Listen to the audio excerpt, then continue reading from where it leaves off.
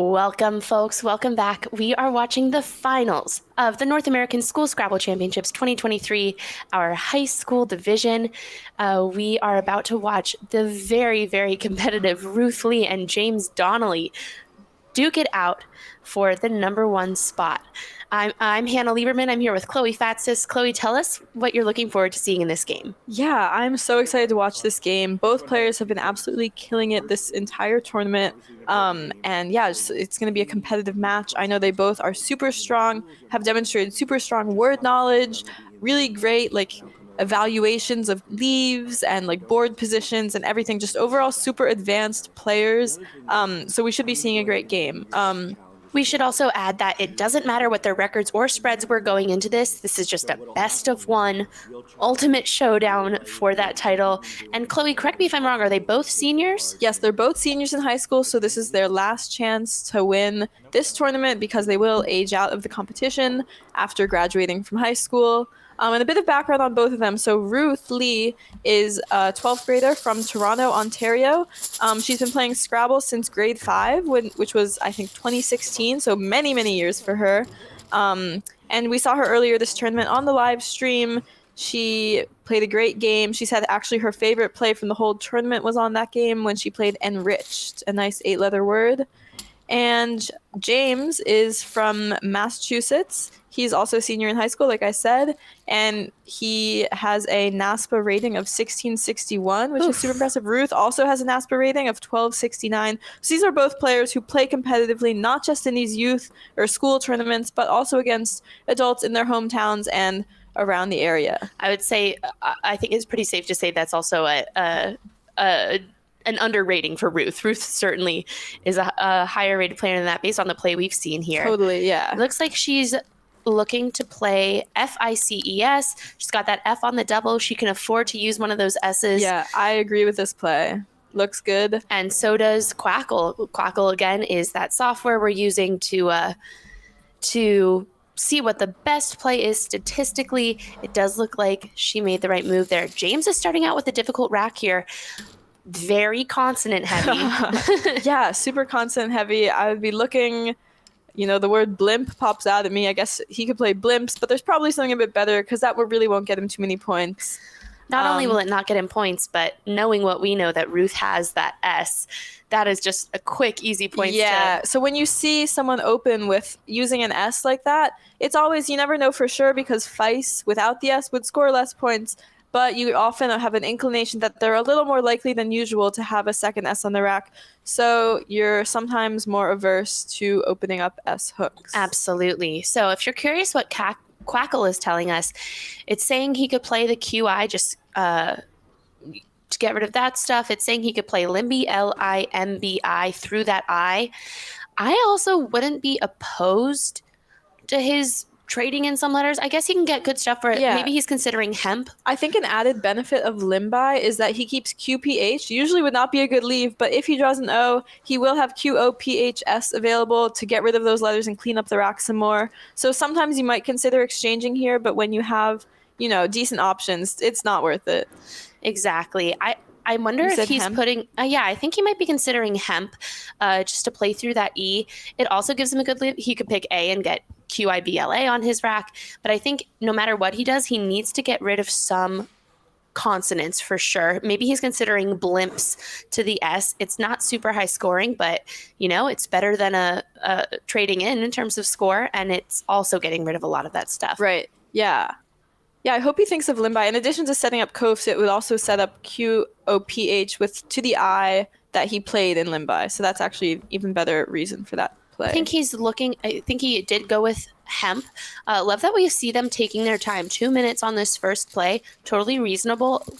He's not going to go over if he keeps that up. And it also shows a real maturity that they're patient. They're taking their time. They're really assessing what is the best option. Mm-hmm. Ooh, and he got that A for Keyblot. So that'll be helpful.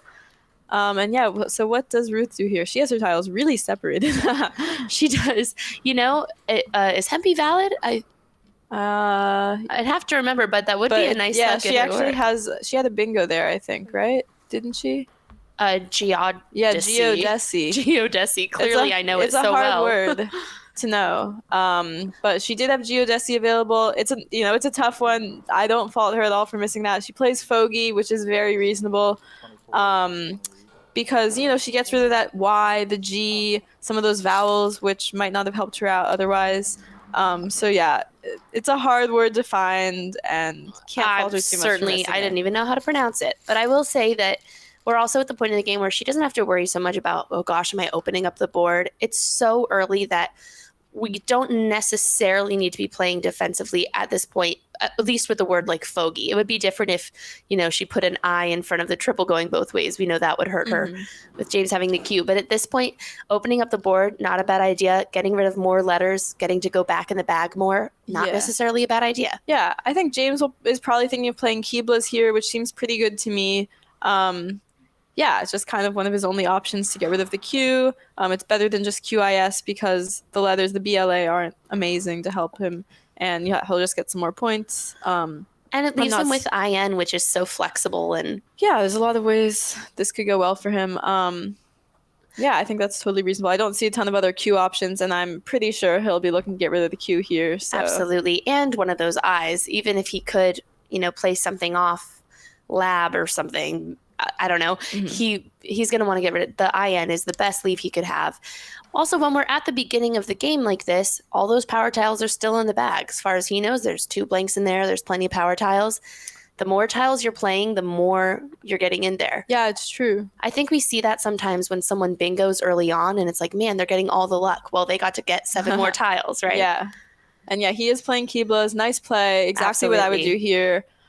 Definitely the play here. So nice job. Yep, pretty even game so far.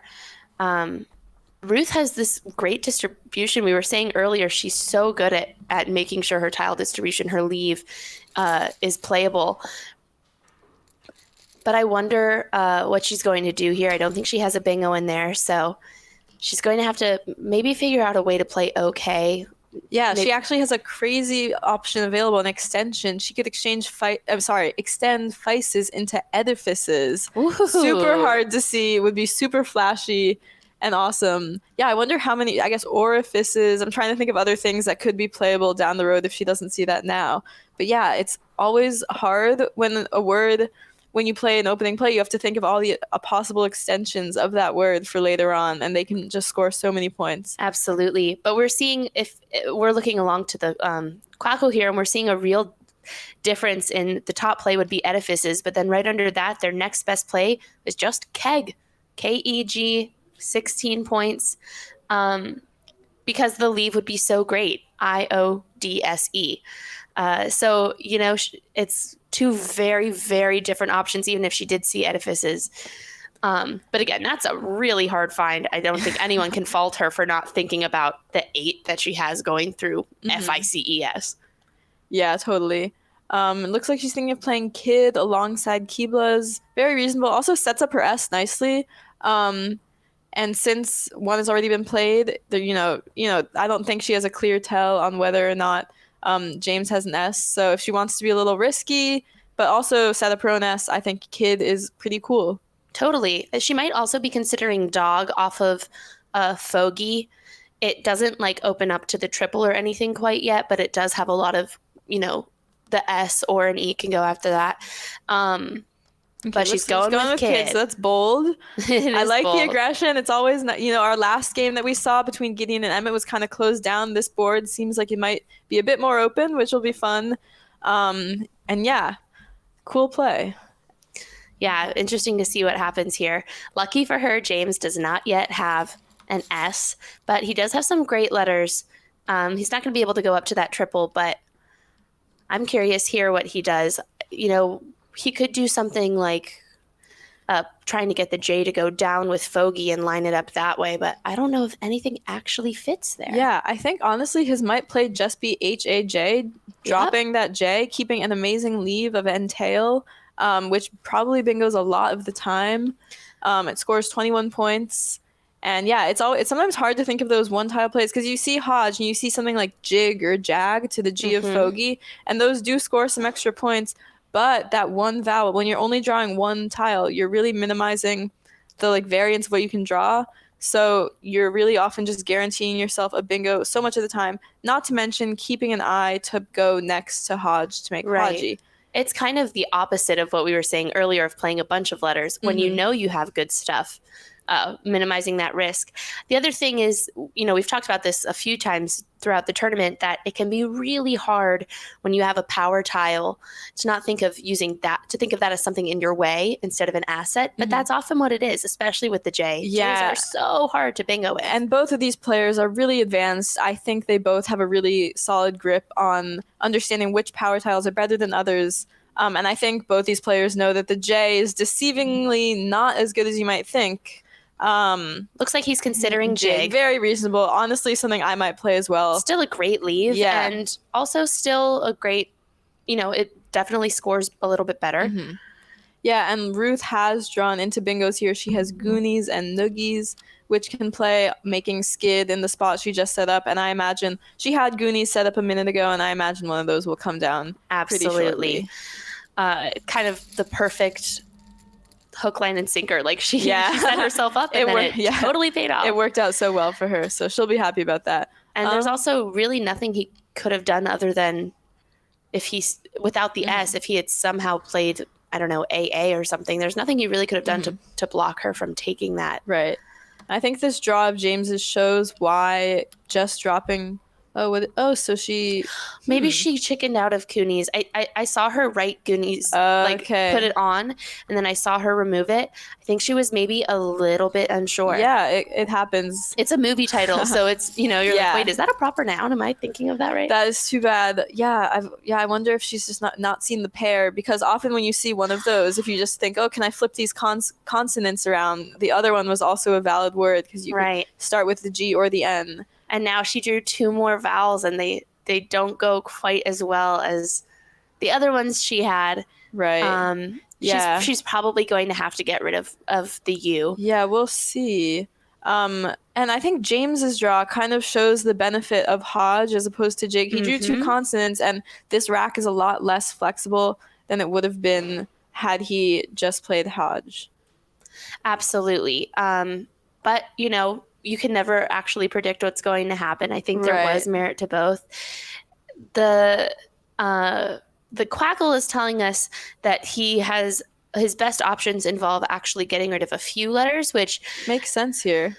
I do understand. On the other hand, I'm like, okay, now we try this one more time. It's a little more difficult to figure out what letters you would want to get rid of here, as opposed to last time where it was like just that J needs to go. Yeah, so I think the reason you might not want to fish here so clearly as last time is because there's not really a clear way to do that that's going to get you any decent points, or even like a clear way to fish. And like you were saying, there's not, and there's other ways to score. What is he thinking with Nat, do we think? I'm not sure. I'm wondering if maybe he just means tan or something like that to hook under Fogey. Maybe he's thinking about trying to pull that J down to the double. I don't think he has anything in there that could do it. He's close to a lot of things, but nothing that could do it. He could be... Oh, no, that wouldn't quite work. I think he's probably hooking... Oh, he's just going to do neat. That makes sense. Not a bad play at all. I would have ideally liked to see if he's going to play his A, one more consonant gone, because he's drawing a risk right now. Yeah, he had a nice play available there of Linac, Linac, through the eye of Jig. It's a hard word to see, not a common 5-letter word. Yeah. Oh, so she has guineas. And she found it. Very nice. Good find. Absolutely. It's so funny to me that she would intuitively see guineas but not goonies. Yeah. It just goes to show she's studying. Because guineas, if you don't know that it's good, you might be thinking, proper noun, guinea, Papua New Guinea, guinea pig. Yeah. But super nice find. Saw it instantly, played it instantly. And Ruth is taking quite a large lead here. Almost 100 points. Yeah, with James drawing more consonants. Well, they were all on Ruth's rack. So I think that's what happened there.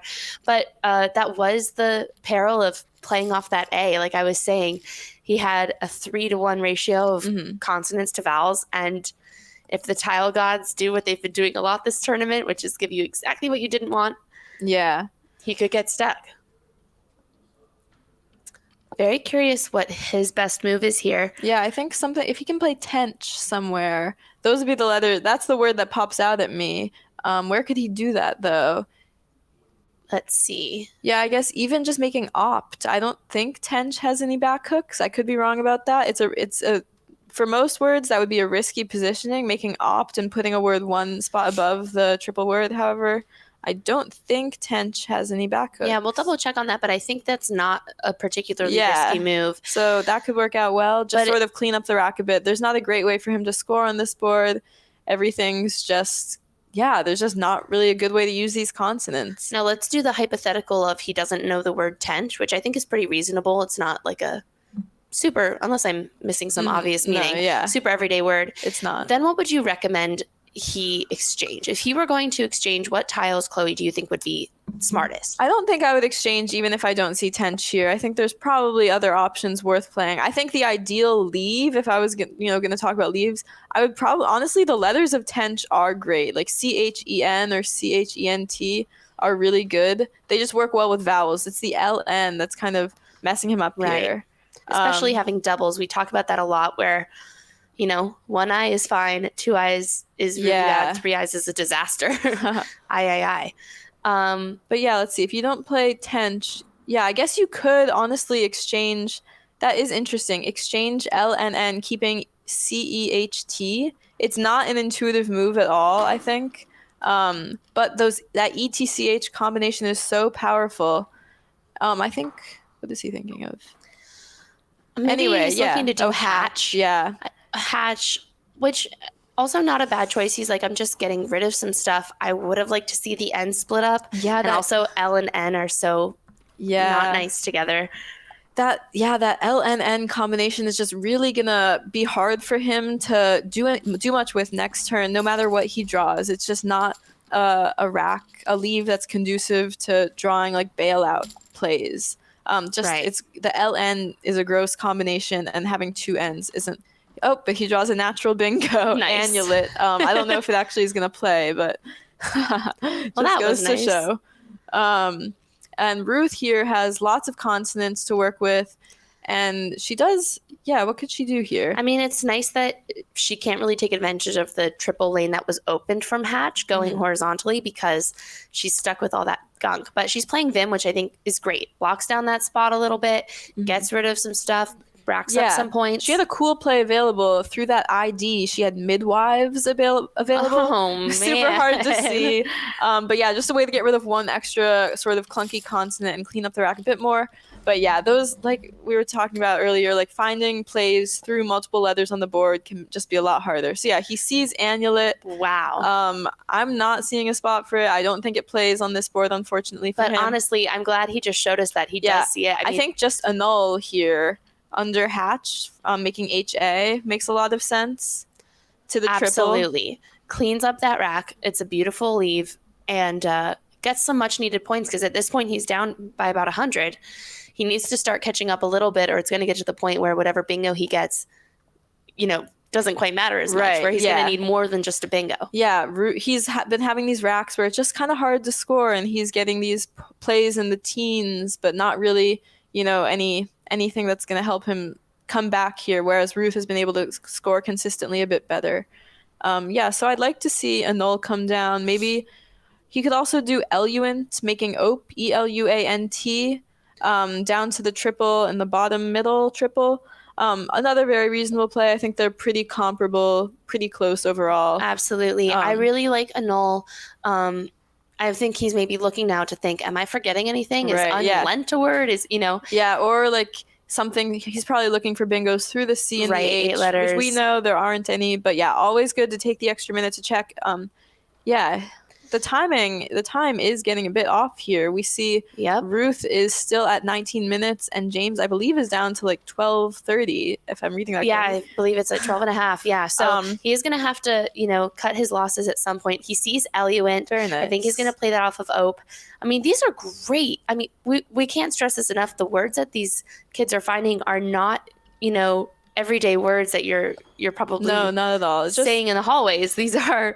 These are words that they clearly have been studying I think Eluent is a great move. We haven't seen any blanks yet, so we know those are still in the bag. He's playing 6 tiles. Statistically, he's got more of a shot at grabbing those blanks. Yeah, it's true. Yeah, and so Ruth picks up the Z, I guess I should say, as she is Canadian, and he gave her a nice spot to play ZEE for a bunch of points. It's going to keep the consonants on the rack, but I think sometimes you maybe have to take those points. However, she has other options as well.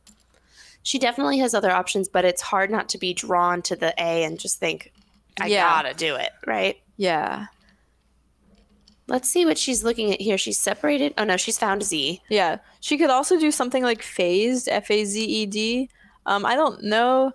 Sometimes it's nice to just do things like Z. The lead is not as good, obviously, but you take the extra points, you're cementing your lead even further, and you're not really giving anything back on this board. In fact, you're just closing down a bunch of the lanes that James just opened up.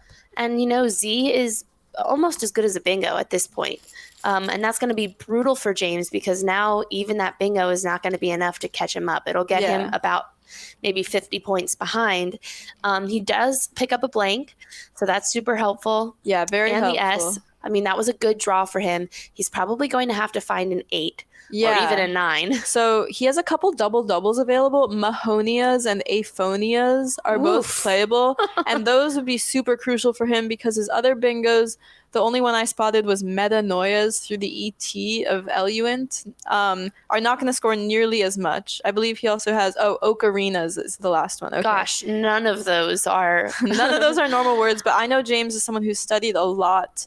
And James is really interesting. He's a self-taught Scrabble player. He didn't, learn Scrabble through a club or from a coach or anything. So I was talking to someone about this earlier. He has a much more unique play style than a lot of other people. He said that he's mostly self-taught. He's watched some YouTube videos from some that expert Scrabble players have made, but his strategy might be a little different than a lot of people's because he didn't have that same sort of like more routine Scrabble coaching that a lot of people get. Absolutely. Now, if he doesn't see these bingos, which I wouldn't fault him for, I think they're all pretty out there. What do you think his next move is? He definitely wants to break up the A's. Ideally, either playing both the A's off or getting an A and an O out of the way. Although he does have a nice like SION situation going on. He also, at this point, like he's got to start catching up on points or it's going to be a problem. Yeah. Do you think he does something like as simple as, I don't know, AA under hatch for the sake of opening up a lane? Maybe. If I were James right now, I wouldn't even be thinking about that. I'd just be going through the alphabet, permuting each tile that blank could be, looking for any possible bingos. Because at this point in the game, it is like crucial that he gets a bingo down. If he keeps fishing every turn, he's scoring 7 points and Ruth is scoring like 40 or 30. Right. It's just going to be too much of an insurmountable lead. But yeah, I think you're on the right track about like if you miss everything, what do you do? Yeah, AO, AA, some combination of those you might want to play off somewhere. And yeah, getting an S hook on this board makes sense. Honestly, yeah. How many S's have been played? So 2 have been played. I would consider doing something super aggressive just because his deficit is getting larger. But he sees Ocarinas at the very least. So nice. We'll see. And that's incredibly impressive. I feel like he probably studied Ocarina on its own and knows it can be pluralized.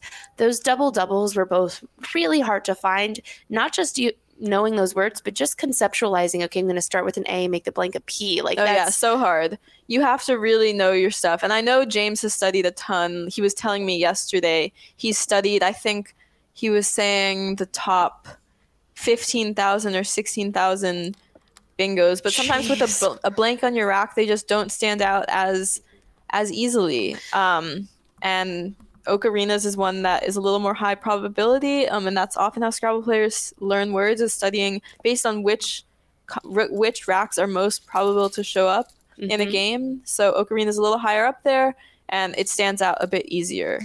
And it's impressive now seeing him play Ocarinas. I have a feeling he saw that a bit earlier than he put it on his rack and was really trying to find that double-double. Yeah, because he knows that now, even after that bingo, he's still down 62 points, which is a whole other bingo. But he does pick up the second blank, so that's going to be huge for him here. I wouldn't say either player is a clear winner in this game yet, because it definitely looks like he has very bingo-friendly tiles. And, 60 points, certainly he's a lot better off than he was before that bingo. Yeah, for sure.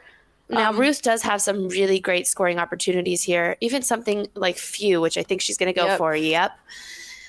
I mean, that's great. Another 30 points, right? Yeah, you just got it when you're up and you can keep scoring. There is no better feeling. And especially because few gives nothing back, like so few options after few to do on this board, because it's not giving any new bingo lanes for James to play on. I wonder if he could do like Aortae.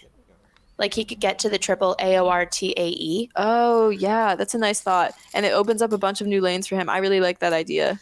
And if he doesn't see that, something like Tau or something to get rid of the AO, and he needs to open up the board. It's hard because opening up the board, it's not a one-way street. You're also opening it up for your opponent, but he has to take that risk at this point. And Tau is really nice because it makes any T and AWA. AWA doesn't have any back hooks except for the Y. So it's not quite as likely to have, his opponent's not quite as likely to have that as an S. So it's really setting up this hard to block S hook, which comes in handy when you're trying to bingo. Absolutely. It looks like he has found Tau, which will be great. It certainly sets up a lot for him.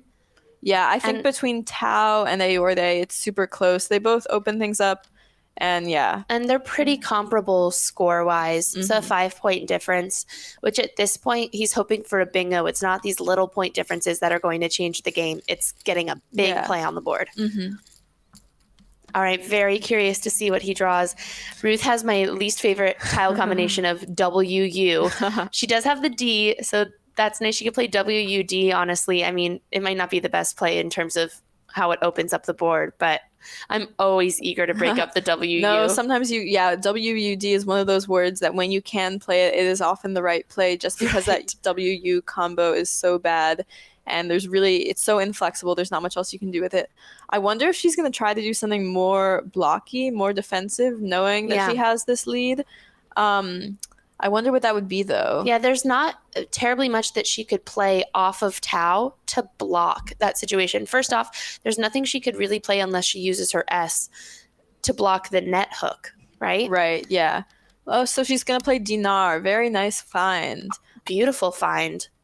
It's a part of the board we haven't been paying a lot of attention to.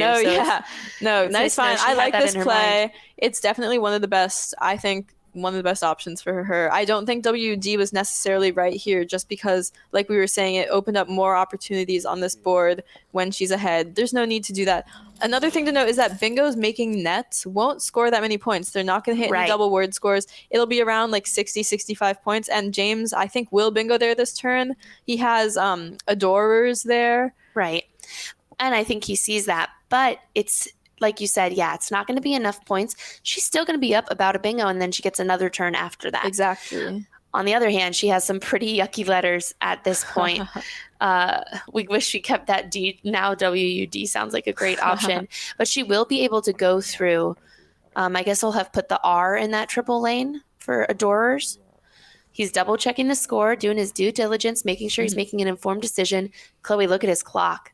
Yeah, he is getting low on time, and I think this is one of those turns where when you see adorers, you can recognize that there's not going to be any other option on this board. There are just no other bingo lanes, so getting that bingo down as soon as possible is really important. Absolutely. I'm sure he's going to see it eventually. It looks like he does see it. He's going to play it. With the time here, nothing you're going to do is going to change that point spread that much. He doesn't have to put a vowel in the triple lane there. I say go ahead and play it so you can take your time on the end game. We actually still have about a quarter of the game left. Yeah, we still have 28 unseen tiles, so after this will be 21. So that means 14 in the bag. Enough time to get another bingo down. I don't think this game is over yet, despite James being down a bit. Like we said, Ruth does not have the best rack. She's going to be forced to make a play that is probably not ideal, regardless of what, not ideal for her situation. And this game is far from over. I think it is absolutely far from over. And 37-point difference, that's not huge. Yeah, so like the main option that stands out for Ruth right now is WRUNG, rung, making AG, but that does give back some points, right? It's opening up 2 triple word scores to use, which could benefit James. And James just picked the X, so he will be able to capitalize, ideally. Actually, it would be hard for him. He doesn't have, well, extol, actually. He could play extol off of rung, and that could catch him right up. Yeah, he might still be down a bit, but it'll make it closer. Yeah, it'll be much, much closer game. This game, don't give it away yet. It is certainly still a nail biter. Yeah. I'm sure he's going to find extol. And I think rung is the right play here. There's just really not any other option.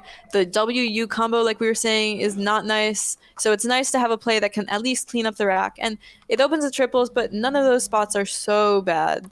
Right. Same as extol, but with a slightly better leave is oxter. Yeah, oxter just to get rid of those double R's. Yeah. But either way, flipping the tiles. So that's right. Either way, he's going to rack up about, 40-ish points on this turn. Yeah, 40. So that takes it from a 60-point game to now just a 20-point game. That's everyone's in it. Yeah, 18 points. So it'll be very close. I do hope he finds Oxter, though. On this turn, it's not quite so bad as usual to keep 2 Rs, just because there's no more in the bag. So he has the last 2 Rs. I think he will see Oxter or not, or maybe he's considering Ox and XU, just seeing what the point difference is there. Maybe he's thinking, I need to leave that bingo lane open. I wish he would think, though, maybe I don't. Maybe I don't, because I'll only be down by 20.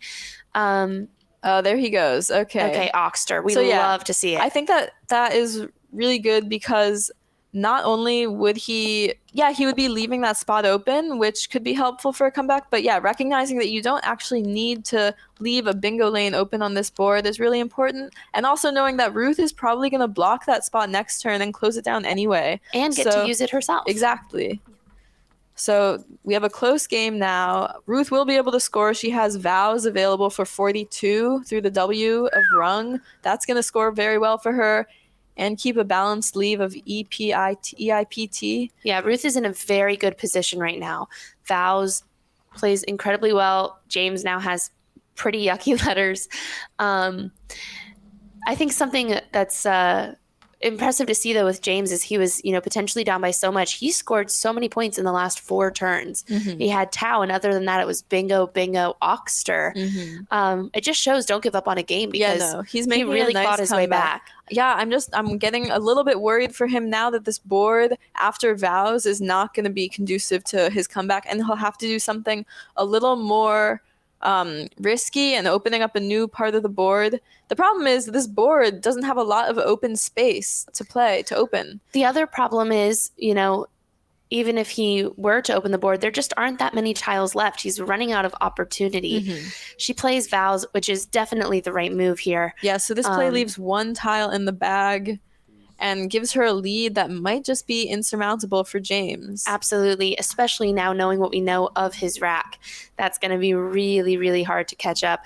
He could do something like YER or something off and make yay. He could do it with Tau, but none of it is going to be enough right now. Maybe Yule and Nettie? Yule, where? Oh, but that kind of sets... Oh, that's an S. I was thinking it was NETT. Yeah. Yeah, I think I would be trying to come up with some sort of option here where I can set up a bingo lane and see if there's something I could draw into. There's 1 in the bag, so anything he does, Ruth will be able to track the exact tiles that have been played and know what's on his rack. The problem is the only spot that you can really set up a bingo lane, or that a bingo can fit on this board, is on that first column of the board, but there's no real way to open it up. There isn't, because there are no 2-letter V words. And plus, I'm like, what letter would he get rid of that would give him a good lead for bingo? There's really nothing in there for him. So he is not in the best spot right now, unfortunately. If I were him, I'd be looking through 9-letter words, through the ET at the very bottom. But with 2 E's on his rack already, it's not going to be easy. Absolutely. Glow Fruit makes a really good point in the Twitch stream here that James is also playing incredibly well. Very few missteps here. I mean, can you even call them missteps where he's playing the second best play?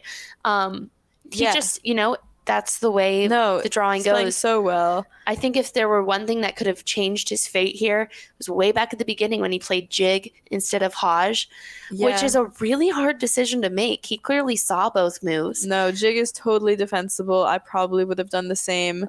And yeah, that Ocarina's turn, the double-doubles would have helped. But overall, both players have been playing super beautifully.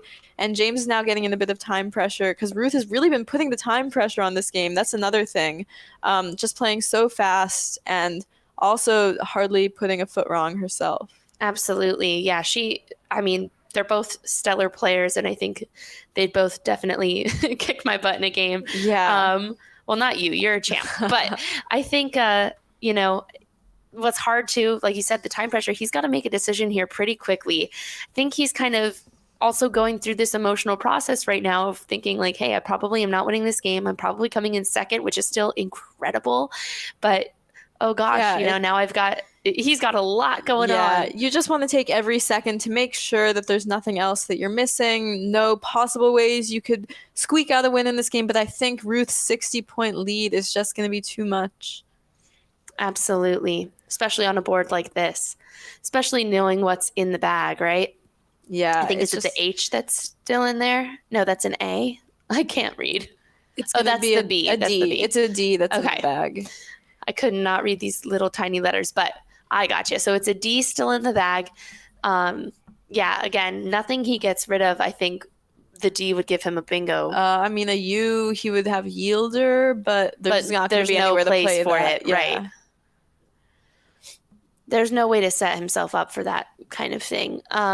So it looks like he is looking at either off of Tau. I think the better spot would be off of Dinar just to play with Yay. Yeah, a few more points safer. Doesn't set things up as much. He's going to have to make a decision in the next minute and 4 seconds or he risks losing points. And we know there are going to be a few plays left in this game. So, yep, there he goes. YER. He's still going to get a perfectly respectable score in this game. Totally, yeah. It also goes to show you that luck isn't just about power tiles. If you look at it that way, he got both blanks, he got S's, but it's just the timing of things. Yeah, it's timing. It's sometimes the tiles just don't fall at the right times, or you draw the blanks, but your bingos aren't scoring so much, and your opponent's still able to score 40, 50 points and outrun all those bingos.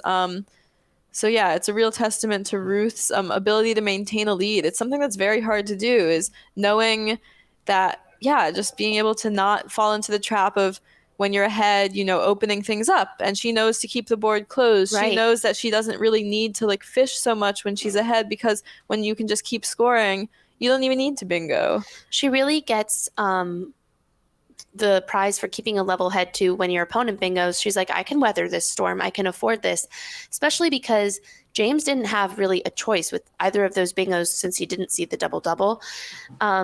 No matter what he did, he was going to be setting her up, and she happened to have the Fs and the Ws and the Vs to make those worth it, right? And usually those are not good tiles. You're saying it like, she had the F and the W, But those, points, exactly. On that turn, it worked out well. Exactly. When you want to maintain a bingo distance, and your opponent is up by or down by 20, scoring 30 points, boom. Absolutely. So she's going to get whatever points are left on his rack. I don't think that matters terribly much at this point. I think he is decidedly not going to be able to catch up. Looks like he's going to have to make some play quickly before going over. I'm sure he'll play. Yeah, he's just going to play nudie. Is that good in school Scrabble? Yeah. Okay. Actually, I don't know for sure, but I don't know. But not worth it for her to challenge it. She's got this game kind of in the bag at this point. Wow. So Ruth Lee, our 2023 high school North American school Scrabble champion. That is amazing. Congratulations, Ruth. Absolutely amazing to see. I mean, we saw her play so incredibly earlier in this tournament. Is she undefeated? She's finishing this with don't know what happened in the last game, actually. Either an undefeated or nearly perfect record. She was Gibsonized going into the last round as well, which means that her record was so good, no one could catch her and send her out of the top 2 spots. Absolutely. So she had a guaranteed spot in the final. An amazing performance from her.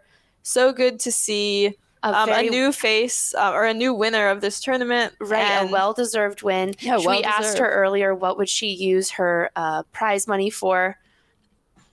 Oh, she and was she undefeated. is undefeated. Okay. Very impressive. We said, what would you use the prize money for? She said probably for college. She's off to college next year. This is both of their last years. Also an incredible showing from James. Yeah, he's just been impressing me consistently this whole tournament as well. I've met him before at other tournaments, and just such a good player, and both players have such a bright future ahead of them. So really excited to see what they do once they've graduated, and yeah, I hope to see both of them at other tournaments. Congratulations, Ruth. I hope to see them, but not across the board, because they both intimidate me with how well they're playing here and finding amazing words. I think Ocarina's was great. I think, Dinar, it's not the highest scoring play of the game, but but what a find. We love to see this handshake. Such great sportsmanship here. Both players just playing incredibly well. Yeah. Congratulations to both players. Congratulations to Ruth. Also amazing to see a woman win this. Yeah, it could be the first ever female. Actually, that's not true. I take it back. Not the first woman school Scrabble champion, but the first in a while. So. And how long is the high school? Yeah, first high school female champion. So awesome. Even if it's not the first, incredibly impressive performance and just great to see. We got to talk to Ruth a little bit before this game, and she was just very poised, and she actually has to dash out after this to study for a chemistry final. I asked her which one made her more nervous. She said she felt a little more iffy on the chemistry final. I don't blame her. Chemistry is hard. It's true, and I also don't blame her, because she definitely knows what she's doing on the Scrabble board. Yeah. And both these players, like we said, are seniors in high school, so they will be graduating, both planning to go off to university in the fall. I think they're actually both planning on studying engineering as well. Ruth was telling me she's on her robotics team and is super into that. And James, said he would like to be an engineer. Science is his favorite subject in school. So they're both just super smart. I know. Oh my gosh. Yeah, who are these people? But yeah, clearly super smart, talented people, not just in Scrabble, but in school and in life as well. Kind and courteous opponents. And I think just lovely people. As, if not more impressive of the Scrabble play was just their demeanor, and there's just a lot of maturity that we're seeing at this tournament so far, even in the championship division with the younger kids. I think they both played incredibly well. They can both go home really proud of their performance in this tournament. We're going to be talking to Ruth in just a little bit. After that, we're going to have our championship match. That's our 3rd through 8th graders. They're going to be playing their final match for a same situation. It just comes down to just that game. Chloe, any takeaways from this game that just really impressed you? Yeah, I mean, just overall, Ruth's ability to defend a lead and James's ability to find ways to come back into the game. I mean, he was down like 120 points at one point and got 2 bingos down, made it super close. And Ruth's ability to know that all she had to do was keep scoring and closing down any available space to play a bingo on the board would make it so much harder for James to come back. So her plan clearly worked out in the end, but James also put up like a super valiant effort, really did everything he could to make that comeback happen. And both players just played super great. So overall, super impressed with the level of play. And yeah, I'm very glad we got to see this matchup in the final. It was absolutely an awesome game. What an awesome game. And also shows, one, you're right, totally impressive that James didn't give up and knew, I've got enough time, I can keep chipping away at this. Tiles-wise, it just didn't really work out for him in the end, but he was very valiant effort chipping away. And 2, that Ruth didn't get comfortable. She didn't think, hey, I'm up by more than a bingo, I'm fine. She was like really, I think, also taking her time and seriously thinking through her moves. She knew what fierce competition James is. Yeah, that was awesome. Great job to both players, and congratulations to Ruth. I'm so happy for her. Me too. Very well deserved. She was just lovely when we spoke to her earlier. I love when I was like, what do you like to do that's not Scrabble? And she was like, robotics. Have you heard of watching TV? No, she's clearly they're both just whip smart and nice, which is a double whammy there. We're going to be bringing you to an interview with Ruth in just a little bit. And again, after that, stick with us because we still have your championship finals. A little different to watch the dynamics because you've got partners playing. Tell me a little bit about your experience playing with partners, Chloe. Yeah, it's been a while. I'll start Right. with that. But I remember, yeah, I mean, it has its benefits and its drawbacks, but I think I think it's really good for youth Scrabble and for school Scrabble because you learn about teamwork and partnership in a way that you don't when you're playing one-on-one Scrabble, and you get to, work with a partner, and it's so exciting. You get to collaborate on your turn, and you get to like whisper ideas to each other and have this excitement when you find a cool word that you've studied. And in adult Scrabble, when you're playing one-on-one and everyone's a little more serious, there's not quite so much of that like joy and excitement over the like visceral joy and excitement that you can like observe in your opponent and in yourself and in your partner. And that's just something that is so fun about school Scrabble. I think it's a little more tactful to pat a partner on the back and say good job than to like play and pat yourself and be like, yeah.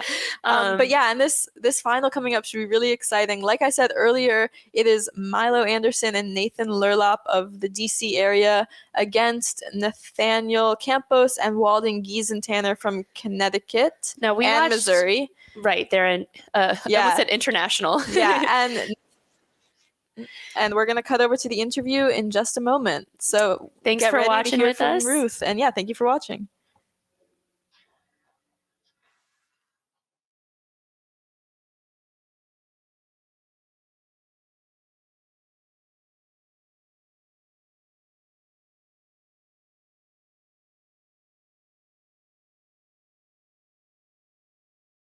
Everyone, it's Shakti at the 2023 North American School Scrabble Championship, and we just watched the spectacular finals round between the amazing James Donnelly and Ruth Lee for the high school division. What a game. Ruth taking, the lead right in the beginning, but James not, cowering. He was able to fight back. The game went from a 120-point spread to less than 20 points at one stage. So, guys, what was going through your head? How was that game for you? Yeah, it was good. I think that it was a good back and forth, and yeah, I'm glad we had a last interesting game.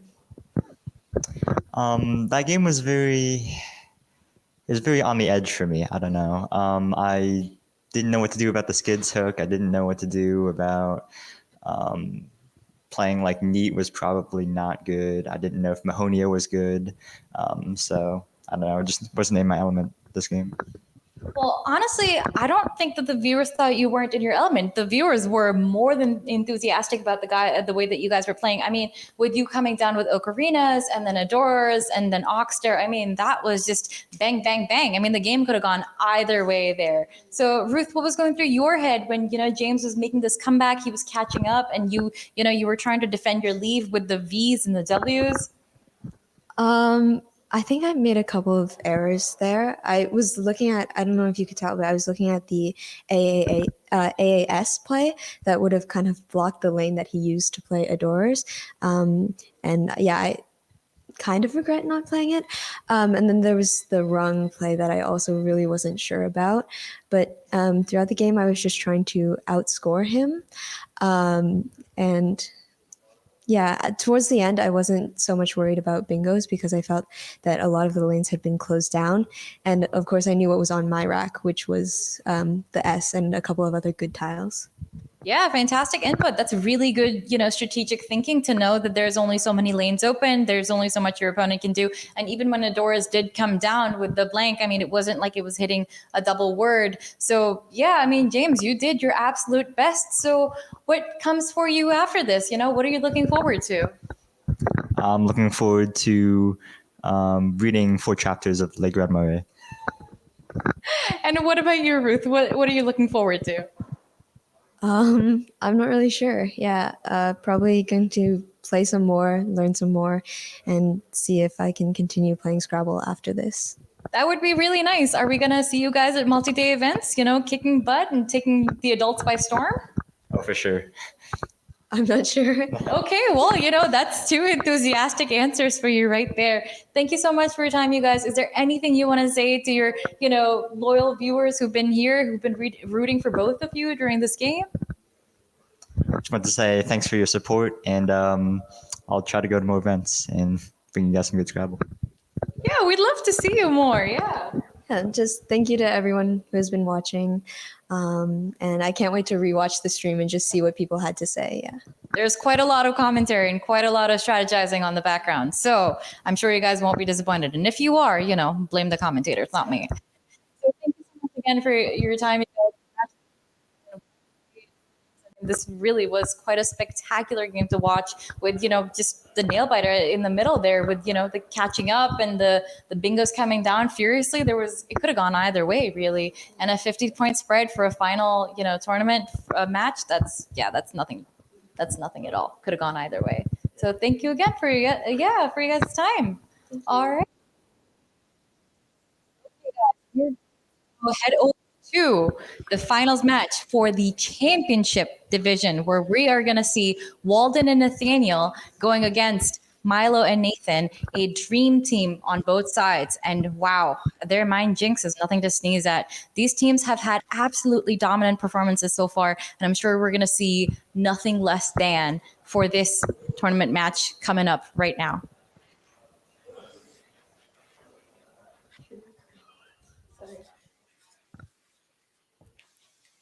All right, and we are back, folks. I am still Hannah Lieberman. I am here with Jackson Smiley. We are about to watch an incredible final match for the championship round of the North American School Scrabble Championships 2023. Jackson, tell us a little bit about who we're going to see play. We're going to see two undefeated teams in the regular rounds of the tournament. The top two teams from the tournament, we have Walden Giesen Tanner, joined by Nathaniel Campos, going up against Milo Anderson and Nathan Lurlop. And they're two fantastic teams. We've seen them both on stream so far. They've played fantastically. And we actually have the defending champions as Nathaniel Campos and Walden Giesen Tanner. So they're looking for their second title here. The Tayo Blazers, they call themselves. And meanwhile, they actually faced Milo Anderson in the finals last year. And Milo's now joined with his new partner, Nathan. It's almost an exact repeat of last year. So we'll see. Maybe it's Milo's chance to get a little revenge, show he's got what it takes. I mean, both teams here we've seen play incredibly well. They play well with each other. They all have really good eyes for the board. So it's definitely going to be a tough showdown, just like the high school division we just watched. In fact, I actually was just chatting with the players before, and I asked Milo, so you're coming to the finals for a second year in a row. What does it mean to you if you win? And he said one word, and that word was revenge. That's what he's looking for here. With a smile on his face, all in good fun. But I think he still wants to win. And so we're going to start shortly. I think the players are just getting ready right now. Absolutely. And with some of these players, they're in 8th grade, so this will be their last year playing with a partner. Not all of them. Some still have a few years left in the championship division. That's part of why we see sometimes this partner change up, because one is graduated on. We actually watched the Tayo Blazers. That was earlier today, right? We watched the Tayo Blazers. They played almost a perfect game according to Quackle, which is the computer that we use to tell us, what statistically would be the best moves, which is impressive for anyone, let alone two middle schoolers. Exactly. And even some younger, I think Nathan, Milo's partner, is even in 6th grade, wow. And Milo is in 7th grade.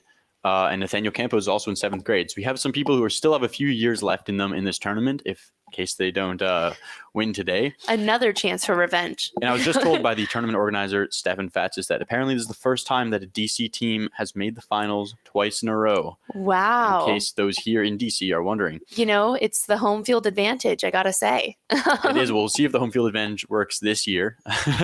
Absolutely. Either way, it really could go either way. This game is two incredibly powerful teams. We're just about to cut to that game.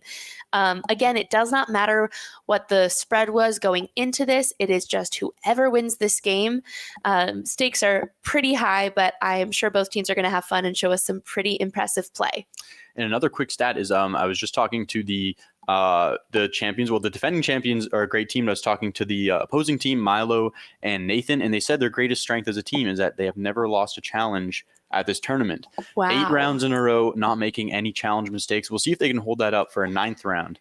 So we'll see if any phonies come down, if they can call it off. That is an incredibly impressive record. Also, I wonder what the statistics are on teams not just making it to the finals, but winning a championship 2 times in a row. I don't know that that's happened, at least not that I can remember.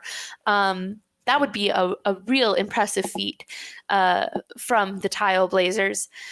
But I wouldn't, both teams are undefeated. They haven't gone to do a showdown yet. This competition, perfect drama that we're saving it for right now. So here it comes, folks.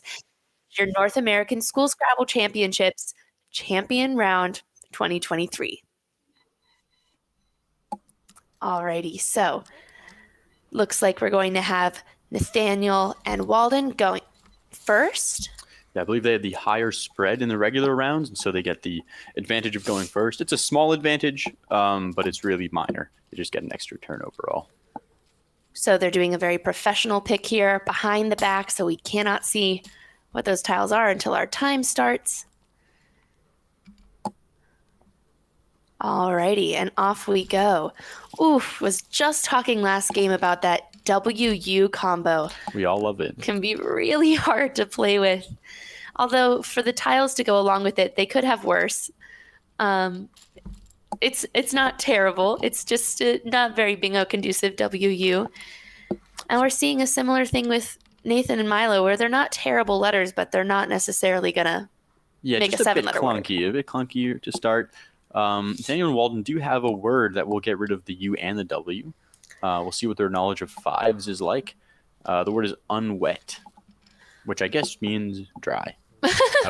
That is one way to say it. Yet to be wet. Unwet as of yet. Okay, so it does look like they're thinking of playing. They see like, unwet. No, not. They changed it. You can it's tell. so It looks hard like to they tell. found unwet. Good for them. Which I think is a great play. It might be tempting to play a bit shorter, but I think your tiles aren't quite good enough. Untowel. That would be bold. That would get you unwet if you use an untowel. That is so true. I'm proud of them for finding unwet, though. It's not necessarily an intuitive word. It's definitely something that you might have to have seen it before, or you might have to take a guess and say, I don't know, I'm pretty sure that's good. At this point in the game, though, it's not make or break for the game. If they lose that challenge, it's as if they're going second instead of first, really. Exactly.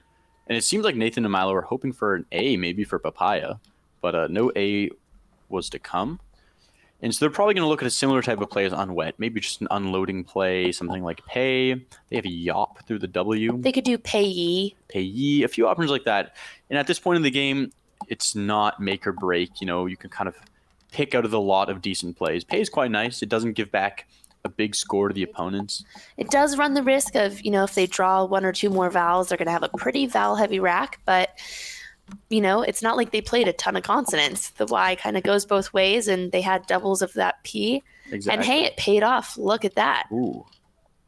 And that's quite a nice scoring rack they have now. Absolutely. Even if they don't bingo, I think they'll get a couple good scores in the next couple turns. We've seen that in a few games in this tournament where we actually had a game right before lunch where neither player bingoed. Right. You don't necessarily, if you're just chipping away, it's not about the spread right now. It's just about winning. Looks like they might be considering playing lot above pay or tot, which would be even better. Get rid of that double T. I think that's a perfectly acceptable play. Aggressive as well. Putting OPE right underneath that double word score.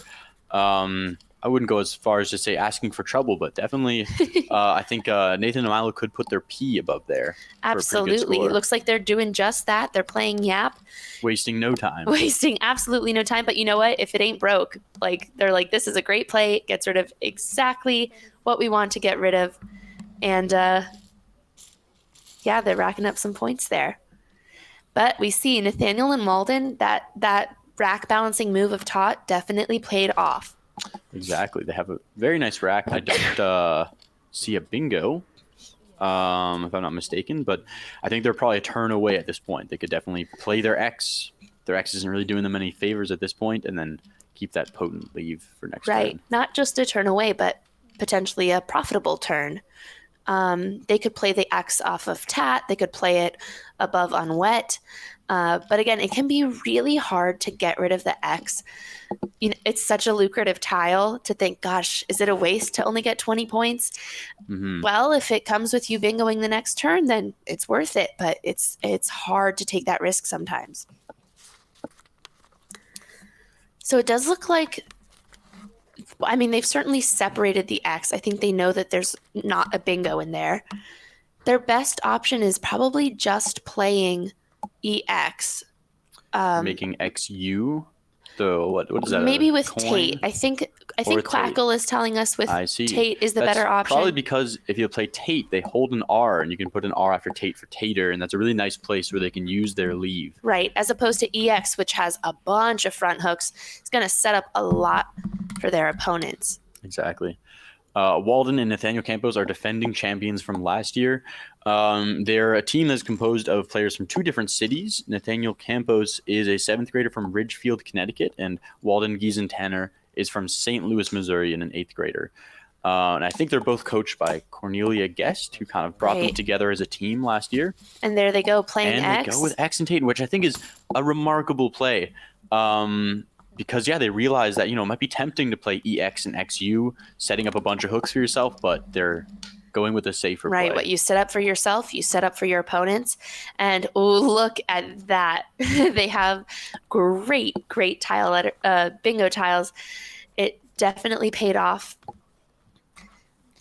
And it was also the top Quackle play. It was. Our computer analysis loved that play. The only question now is, I was going to say, are they going to block their bingo? But not only did they not block their bingo, they Nathan and Milo did open up a spot for an even larger bingo next turn. By playing Walk, which does take an E in the back, Nathaniel and Walden have just what they needed to hit that play. They knew exactly what that rack meant. Oh, and we saw that sit back from Nathan and Milo. They're not happy to see darn that. It.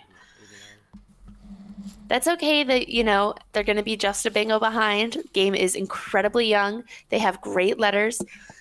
It's not the end of the world, but it does have to hurt just a little bit. I know, because they're playing Walk, I think, to set up their own rack. They kept pretty good leave of their own, hoping to hit it, and then... And now not only do they not have that, but they teed up their opponents perfectly there. That is tough to see.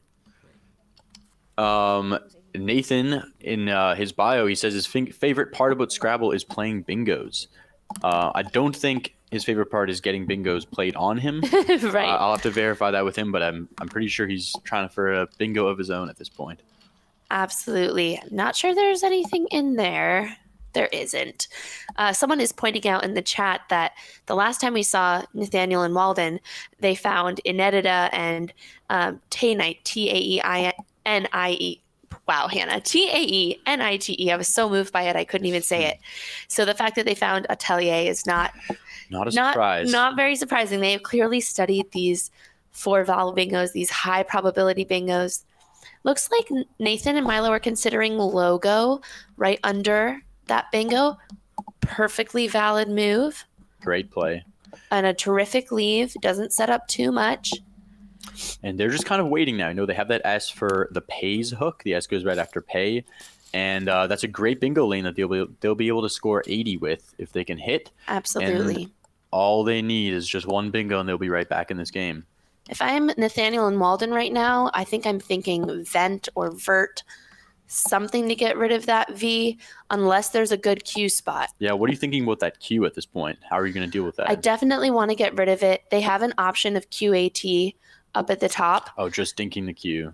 Yep, that would be, and we know, they're not afraid to get rid of power tiles when they need to.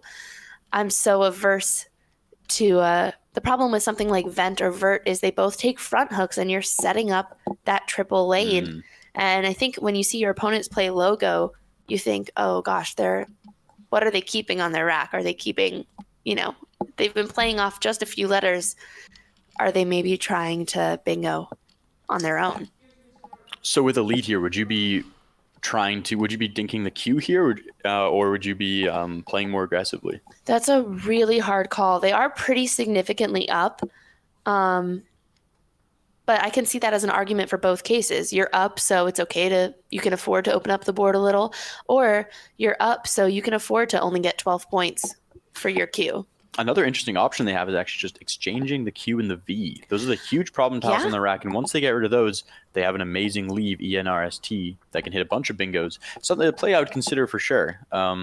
It's a bit unconventional. Absolutely. But it looks like they're still searching for plays here. I don't think they've found their winning play as of yet. And, I don't think that trading is necessarily the intuitive move here. I don't know that they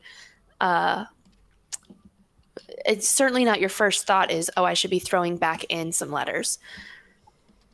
They could also just throw an NQV and have REST on their rack, which is you're risking less of this consonant heavy thing. But it looks like they have found Rev, which is the top Quackle play right now. Making Woker, which is a relatively new word that got added a few years ago. And potentially drawing a challenge from Nathan. Potentially drawing a challenge. See them whisper. Oh, they said hold. It looks like they're holding the play, but they may have accepted, I think, because Nathaniel and Walden seem to be drawing tiles. It would be interesting to see if this challenge record holds up in this tournament. Yes, exactly. Okay, they picked an I. Very valuable when you've got that Q. QI, valid 2-letter word. So it looks like Nathan and Milo, in trying to get their revenge from last year, I think they've decided not to challenge, which is the correct move. Good for them. Sure. And once again, they play ADO, which is a fantastic play. Once again, waiting. They are waiting for this bingo to come. Sometimes you have to wait 1 turn. Sometimes you have to wait 2 turns. Yep. They'll wait as long as they need to get back in this game. And it's not that they're sacrificing the super high-scoring play for the sake of this, right?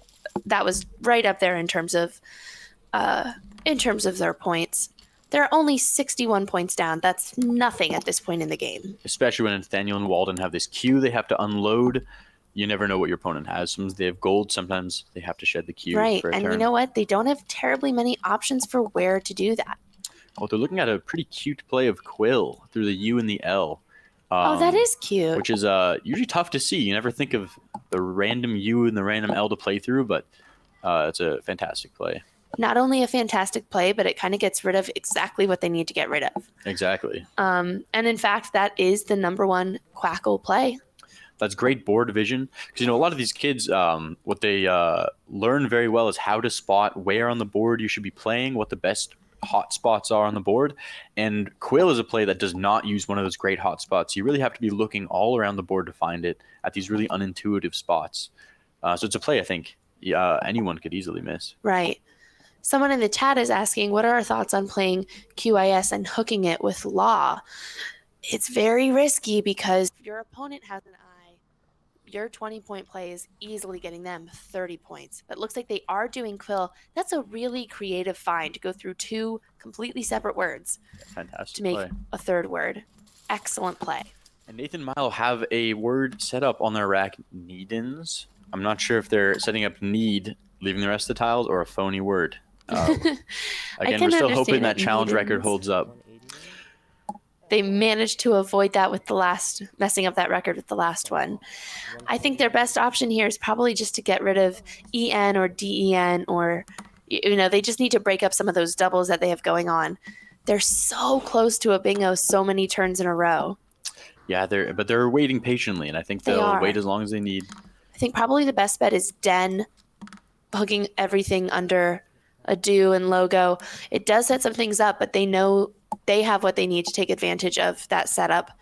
And now they're down by a little under 80 points. I think it would benefit them to open up the board a little bit. I think so as well.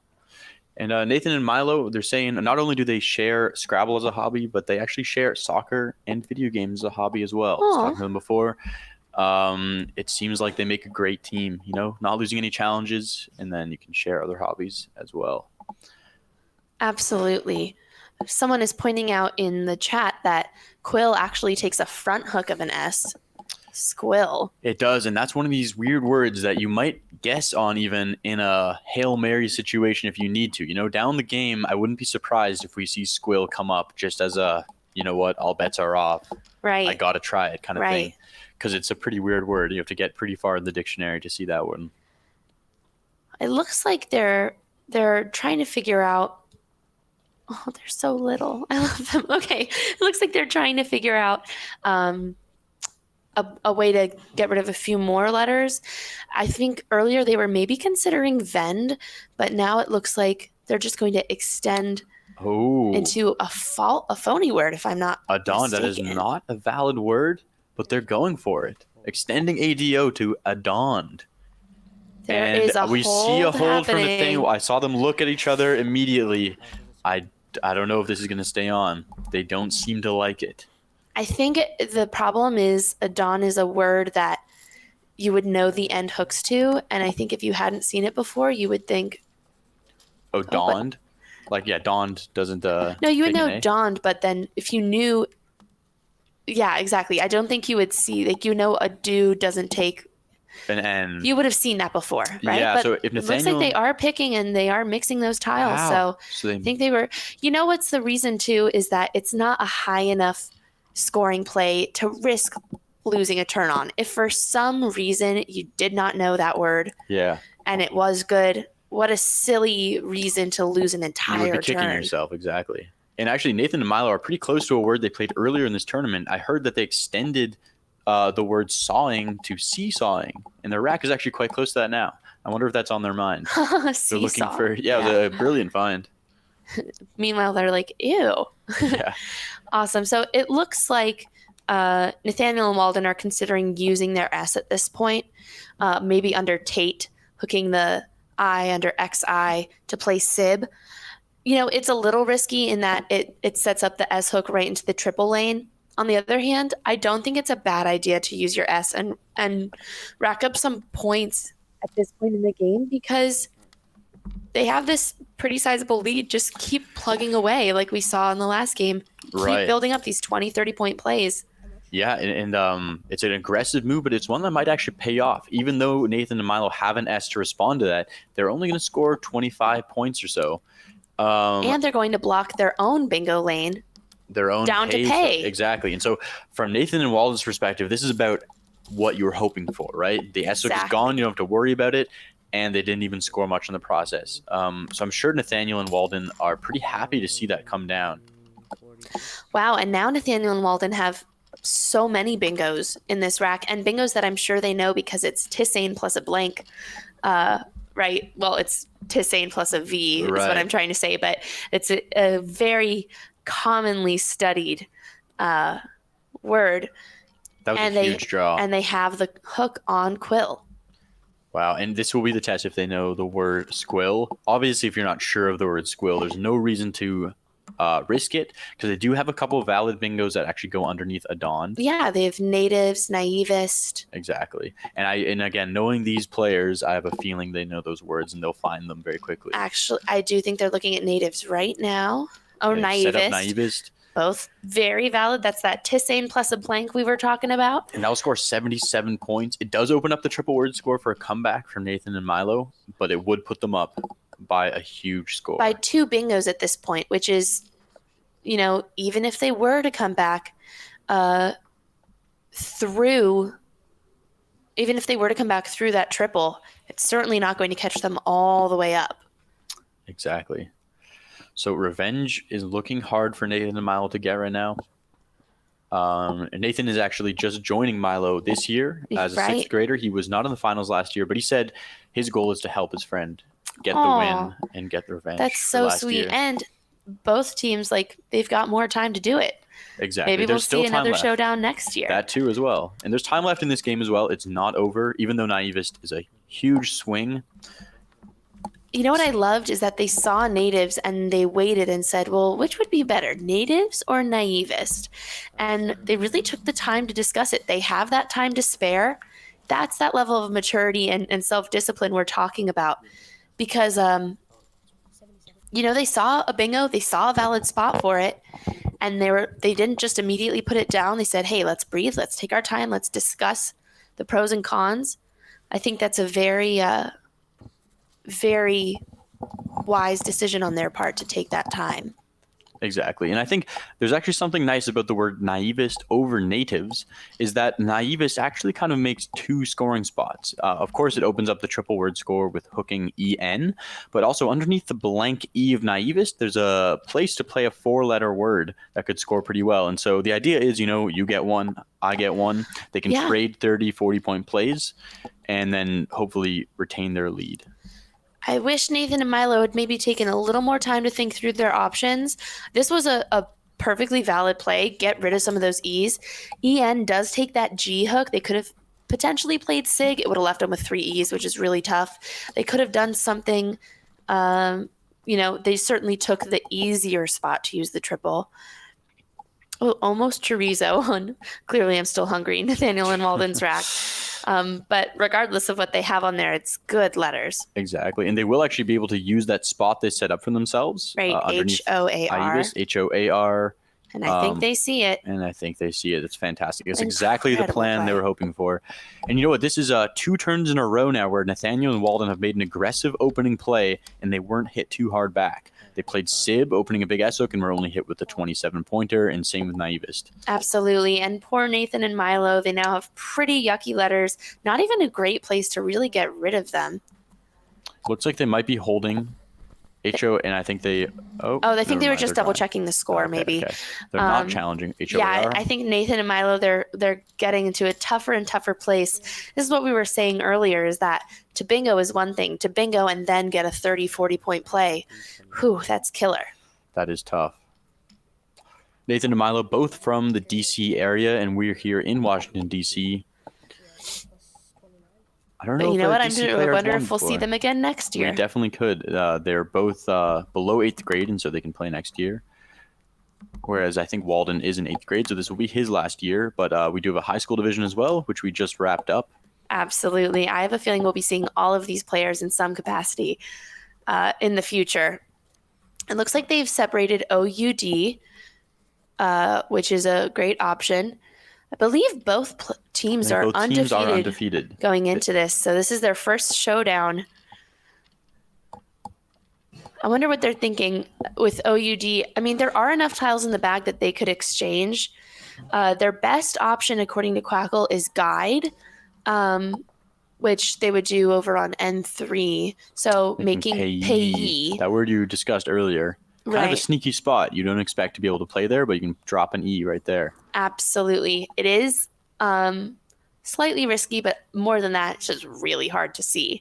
If you don't see something going to payee, then your next best options are something like Aud, Do, and then just exchanging. I mean, honestly, I could definitely see exchanging this rack. Especially since the Q is gone, your U's now are even more useless. They're going with Aud down by Lad. A little risky. It's a pretty cool play, though, because they are down 150. Wow. And what they're doing is they're going for a triple with Aud. They're saying, hey, we're down 150. One bingo might not cut it. We need something huge. And they're hoping that they can draw a massive 150-point play through that O, hitting both triple word scores. Absolutely. Gotta try. And I don't think they hit something unless, they make up another word, which is totally reasonable to do here. You got to do, you got to do. It doesn't come down to spread this game. It's all about who wins. So they might be thinking, go big or go home, right? Looks like they are going to take that spot with Coes, which is a great option. I could also see doing Zoa just to get rid of the double A's, but the C and the B are kind of hard together. I think Coes is a great play, and wow, they've drawn the other blank. It's getting tougher and tougher for Nathan and Milo to come back. I asked them what they'd do with the money, and they said they would put it in a safe. Wow. Which I think is a good way to save money nowadays. Mature. Exactly. I don't know about Nathan and Walden if they've thought that far with how to store their money. Right. You said, what are you going to do with the money? And they took it very literally. We do have $1,000 going to the winner of the North American School Scrabble Championship team. Right. Oh, I'm very excited to see. What do we think is the thought process of Nathan and Milo at this point in the game? We've got 24 unseen tiles, so 17 in the bag. They've got to open things up. And that they will do with Guy. Pretty convenient if you're Nathaniel and Walden trying to get rid of some A's. All of a sudden you have ABA or BAA. Yeah, once again, they're kind of set up perfectly, aren't they?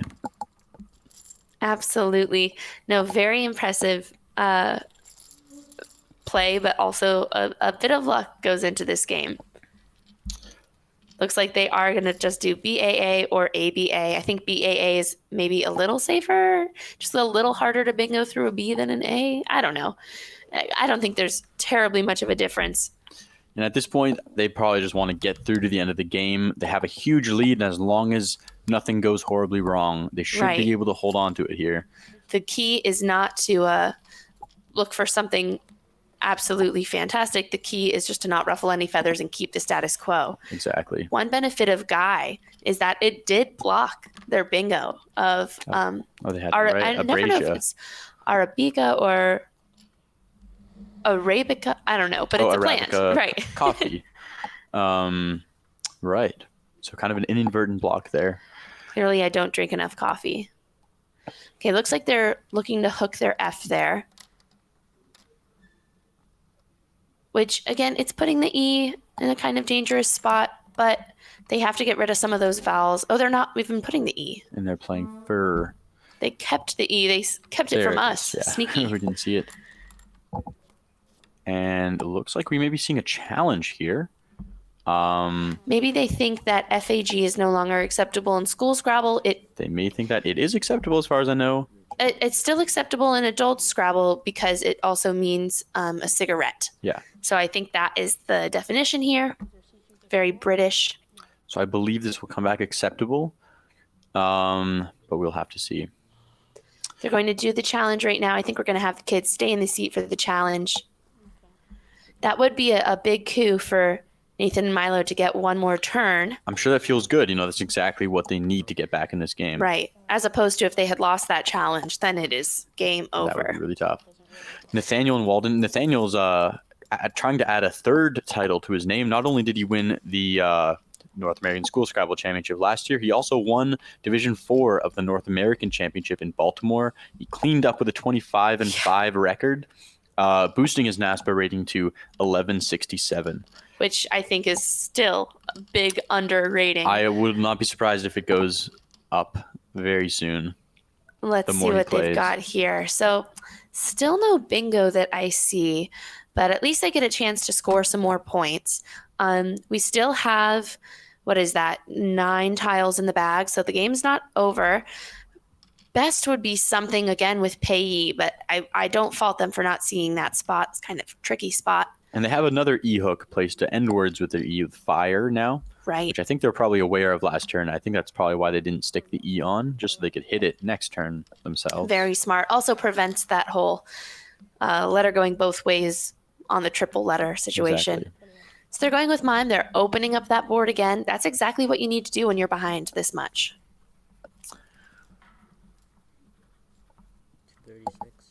Now, Nathaniel and Walden, we've seen them find a lot of 7-letter words, atelier and naivist, great finds. And here they have a bingo that's an 8-letter word. I don't think any of their 7-letter words play. They have set up triadic on their rack.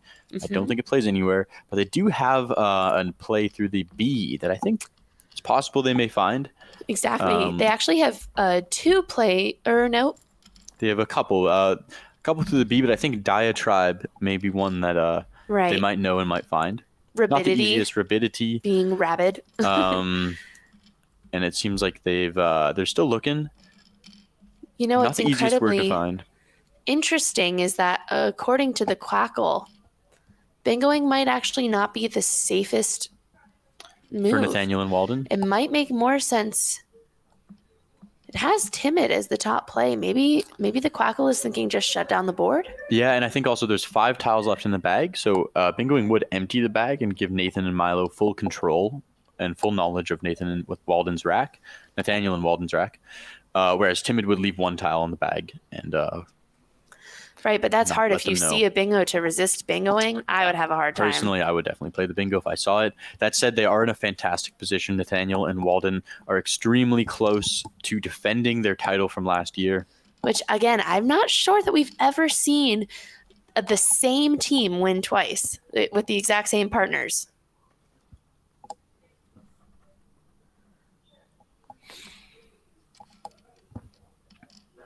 Alrighty, so we're seeing them make some decisions. I don't think they see those bingos, but that's fine. They don't need the bingos. At this point, they just got to block that board. It looks like they're considering dim. I think that's a great play. Yeah, that's totally fine.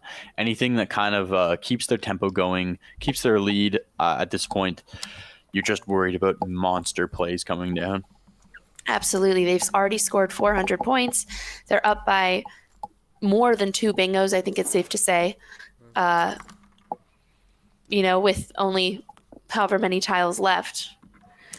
It's looking like Nathan and Milo, the stellar run they've had, they had 8 wins, 0 losses in the main rounds, and it looks like they're about to be handed their first loss. But it does mean they have one more chance next year to grab that title. Absolutely. And I think if revenge was the word this year, next year it'll be revenge with maybe more dramatic lighting or something. Exactly. I'm sure they can work hard and come back here next year and get here. Absolutely. Once again. These are two really incredible teams that we're seeing. I mean, we can see both teams have this insane word knowledge for their ages, or for anyone. Oh, they found all right. That's great. Yeah. But where are you going to put it, friends? And interesting that the Tile Blazers have only been playing for a few years. Nathaniel Campos has been playing since 2018, and Walden has been playing since he was 12 years old. So they're both relatively new to the game, and they both took to it extremely quickly and have already won a North American School Scrabble Championship. Nathan and Milo have a bit more experience under their belt. They've been playing since they were 5 and 6 years old. And so they've been playing really most of their lives when you think about it. I know, it's amazing. Oh, it's amazing to think about. It makes me feel old. Anywho, I think they've been playing amazingly. You know, at that point with Bar Fight, if Nathan and Milo don't take that spot, just try it for fun because you know you're going to win the game. I'd say why not? I would love to see that. And I know that position that Nathan and Milo are in when you're down by this much. What are you thinking about? Down 162? You know, at this point, I think just trying to get rid of that J, just trying to get a score I can be proud of. They can already be super proud of their performance in this tournament. They were undefeated. Looks like they're just going to block that spot. They know the blank is still out there. Strategically, that was really smart. That was, you can't always see the full story from the scores, but we know, having watched this game, how clever that was to say, I'm going to block that bingo lane. Sometimes, wave your white flag and then block what your opponent has to offer. I think that will empty the bag, which will leave Nathan and Milo with EFIJLNO. Oof. Meanwhile, Nathaniel and Walden have the final blank of the game, and they have full control over the end game. Absolutely. Now, I wonder if they have anything that could end in an E. I don't think they do. Making payee. Right. I think that's their only real spot, unless they have a bingo ending in an I, but that would be pretty weird. None that I see. They do seem to have the T set up on the rack. They might see that the T goes after burn to make burnt. Right. And they could just play a 4-letter word there. That could totally make sense. They, at this point, again, I think they can be pretty confident that they've won this game. So they're just thinking, let's rack up as many points as we can. They've got 8 whole minutes to think this through. I think if I'm Nathaniel and Walden right now, I'm trying to keep my composure externally, which they're doing a great job of, and internally, I'm doing a little happy dance. Exactly. They seem pretty satisfied, and they are not freaking out. They've been here before. They were here last year, and they won the exact same tournament.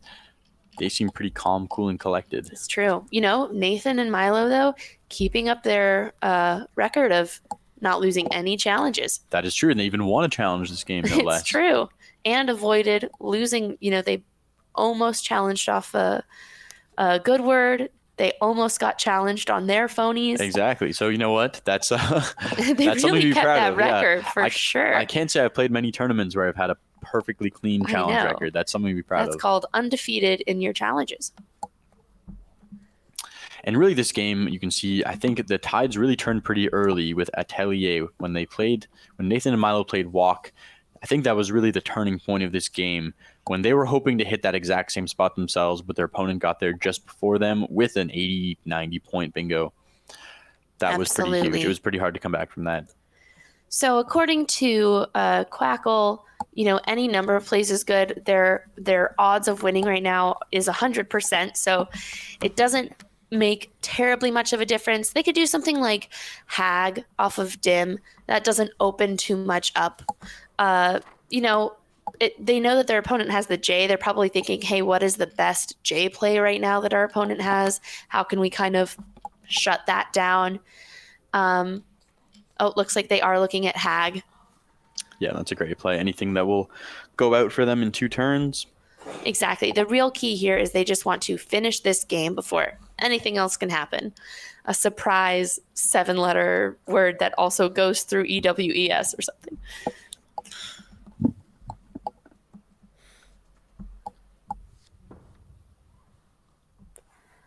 Wow, they're really taking their time, though, which is pretty impressive that even now, when they know they've basically won this game. After an entire weekend of playing Scrabble, right, they winning said, now their 9th game in a row, they're like, you know what? We want to play this end game correctly. Patience is a virtue. They're considering GI. Do they know the bag is empty? Because it looks like they're trying to keep some bingo letters. It's like, well, doesn't matter. You are out of tiles, my friends. Yeah, and you're setting up a nice spot for... maybe they're thinking I'll play HEART and they know their opponent can't. It's true. They have the last A themselves. Right. They even have some words like Garth that would fit there for a lot of points. So, I mean, GI is actually a pretty nice endgame. Or just, yeah, Earth right there. Earth, exactly. That's a more normal word than Garth. Garth. I don't know if you've watched enough Wayne's World in your life. And they're going to go with fine. Oh, they're thinking of attacking the O onto Finn to make Fino, which is a valid 4-letter word, but they're going to play Finn instead. Even just playing fine at this point might be better just so that your opponent doesn't... Well, I guess they could still go out through that triple lane. Now they'll have a decision. I still think Earth is probably the best play, or Rath, R-A-T-H-E, on the triple there. At this point, pretty much anything will do it. They're going with Hearts, which if you're not sure of Rath, still a bunch of points, still winning that game. I mean, an incredibly impressive play. Oh, someone is saying go for Heartburn for the style points up at the top. But an incredibly impressive play by both teams. But Nathaniel and Walden, as far as I know, the first team of 2 years in a row. I think it might have happened before. I think Bradley Robbins may have done so. Oh, Bradley Robbins, you're so right. Way in the past, around 10 years ago. Certainly a big achievement. And exactly, huge. Perhaps the first ones with the chance to do it 3 times in a row. Exactly. Nathaniel does have one more year left next year that he can do it. And congratulations to Nathaniel and Walden, the Tile Blazers. Nathaniel Campos from Ridgefield, Connecticut, and Walden Giesentanner from St. Louis, Missouri. You're defending champions now 2 years in a row of the North American School Scrabble Championship. Incredibly impressive play. And we're seeing the game did end. They're getting also that J off the rack. I mean, almost a 500-point game here in the 480s maybe, which is a wildly impressive score. They got some good tiles, but they also knew how to play them. And Nathan and Milo, man, are they going to be gunning for that revenge next year. And that makes 2 years in a row for Milo Anderson from Washington, D.C. coming in second to this team, but he does have one more year left where he can take them down. Absolutely. This isn't the last we'll see of any of these players.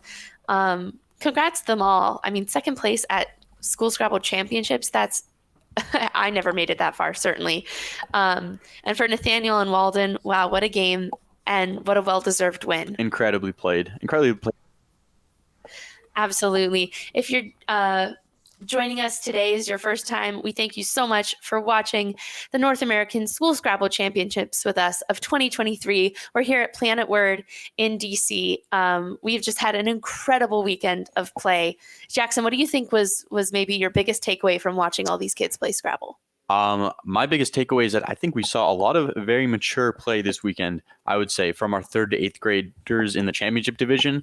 I was extremely impressed by all these teams with how deliberately they played. They took their time patiently, waiting what they needed to get the most points they could. And especially these 2 teams in the finals, both undefeated across the weekend, except for this final game, where ultimately the Tile Blazers came out victorious for the 2nd year in a row.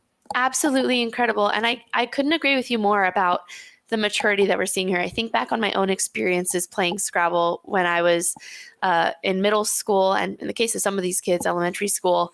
And I certainly was not at this level, not just of my Scrabble skill of understanding the board and understanding my leave and risk and playing defensively, but just the poise with which they're carrying themselves has been across the board, really impressive. This across the board, unintentional pun, but really, really impressive this year. I would be intimidated to take on any of the players we saw today on my own in a game of Scrabble. Certainly, I would be intimidated to have my games analyzed on Quackle, and they all held up really well. Yeah, the computer loved most of the plays this game. I thought both teams in the finals played a fantastic game. We saw some very creative plays, like just finding Quill for 14 points. Doesn't look like much at first, but not a play that almost anyone would find.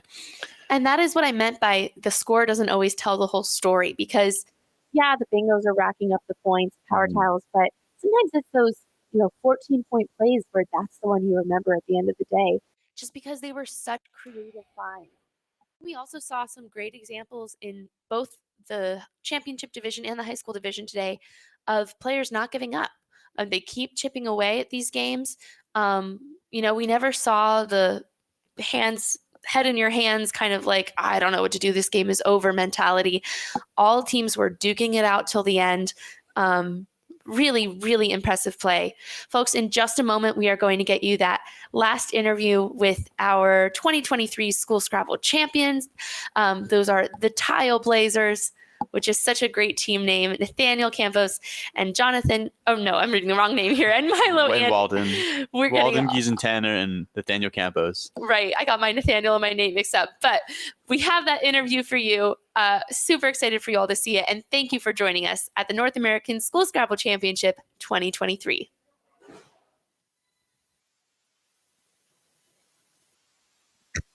Hi, everyone. This is Nits Shakti, and we're back again with all of our amazing, amazing players this tournament. Wow, what a game we just watched. And I have here with me Milo, Nathan, Nathaniel, and Walden, and they are going to tell us how, this entire experience has been. What a weekend. What brings you guys back to the tournament again and again? Because this isn't your first time playing now, is it, guys? Oh, me first? Okay. Yeah. Well, Scrabble is fun, and I like the tournament because, you get to, meet a bunch of people that also play Scrabble. Yeah. And you win some prize money. We all love the prize money. We definitely do. What about you, Milo? I think it's just fun to have the experience to play in the tournament. Winning is fun. Winning is definitely fun. Yeah, well spoken. Good words. Yeah. And what about you, Walden? I don't know. That's fair, It's okay not to know. And Nathaniel, I see that you have one more year left for this tournament. Are you going to be coming back? I hope so. And why? What do you like about Scrabble that makes you, keep coming back to this tournament? Well, I kind of like the stress that's in the game sometimes, so. Ooh, do you guys agree with that? Is that something that's fun for you? Yeah. Yeah. And what's your favorite part about Scrabble? I actually don't know. That's fair. The people I've met. The people that you've met, I love that. So, Walden, you're not going to be in 8th grade anymore at the end of this year. You're going to be going to 9th grade. Is that right? Yes. So you guys don't get to be partners anymore. Are you guys going to miss each other? Maybe. Milo, would you miss Nathan if he, ended up moving out to the next division? Yeah, probably. Yeah. Takes a few years to learn how to be partners, doesn't it? Yeah. What's your favorite memory working with your partner? It's not a particular memory, but the satisfaction again of finding a bingo. And do you guys find bingos together, or is it one person does it and the other person finds a spot? We find it together. That's impressive teamwork. Thank you so much, Milo and Nathan, for your time. I'm just going to get a quick second with Nathaniel and Walden, ask them about, what they're going to be doing after this tournament. But congratulations on a fantastic performance. You guys have been killing it throughout. Undefeated, 8 whole rounds. That is just beautiful, beautiful. Well done. Thank you. Yeah, of course. Walden, Nathaniel, okay. Big question for you. I'm sure everyone is wondering here. How are you celebrating tonight? Well, we're probably gonna eat some food. Food is good. What kind of food? Walden, do you like food? I'm gonna breathe. Well, I hope you guys get yourself some ice cream, some pizza, just chill out and have a good time. So well done, both of you. And what's on the horizon for you? Not to Scrabble. I mean, like, what's on the horizon for you tomorrow or next year? What are you looking forward to? I don't really have anything I'm looking forward to, so. That's fair. Going back home. Going back home. Yeah, that's a great one. Good job, you guys. And thank you so much for, your time here, talking to your viewers. And is there anything you'd like to say before we sign off on the interview? No. Bye. Okay, yeah, thanks, you guys. And here, there you go, folks. We've just had an interview with Nathaniel and Walden. You guys are good to go. I promise not to keep you any longer. And instead, we are going to be joined by none other than, as always, Will Anderson. Hey, Will. Hey. Not another one. Not another one, please. Cool. No, hey, what can you say? Great performance. I'll say a few more words than that. Amazing job. Again, we've talked about it all throughout. It's been very rare in the history of school Scrabble to see any team repeat as winners, and we did just see that right now. Walden and Nathaniel, back-to-back champions in the championship division. Couldn't be more impressed with their play throughout. They once again did not lose a game. Can't remember if they lost one round last year or not, but I mean, pretty amazing performance these last 2 years. Certainly we'll be looking for Walden to step up into the high school level. He seems clearly ready to immediately do some damage there. And all that's left is to see who will Nathaniel's new partner be when Walden moves up into that next division. So pretty amazing performance there. Just want to again give a shout out to Ruth Lee for a just dominant performance in the high school division, a 9-0 record for her. And it's amazing play all around by our players here. I know, and I can only, imagine what Milo and Nathan are going to do in the years coming forward. Their performance has been absolutely ridiculous. They went into the championship division final with an 8-0 record, and they were up against a pretty tough team. And you know what? They really did their best, and we can only imagine how much better they're going to get in the coming few years.